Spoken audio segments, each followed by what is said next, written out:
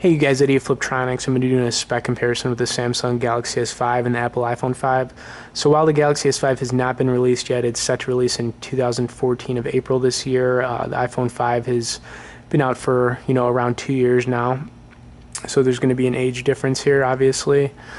If you've been using an iPhone, maybe thinking about switching over to a Galaxy, maybe you will after, the specs, looking at both these devices.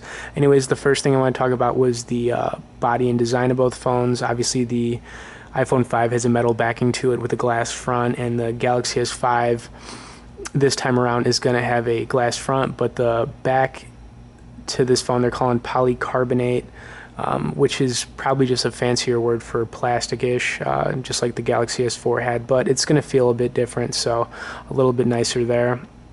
As far as the display, the Galaxy S5 is going to have a 5.1-inch screen with a 1080 by 1920 pixel resolution. The iPhone 5 has a 640 by 1136 pixel resolution with a 4-inch screen. As far as memory, the iPhone 5, you're not going to be able to get an SD card, but on the Galaxy S5, you're going to be able to get a 128 gigabyte micro SD card expansion for extra storage.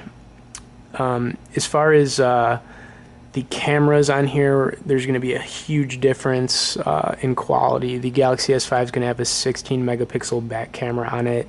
The iPhone 5 is an 8 megapixel back camera on it.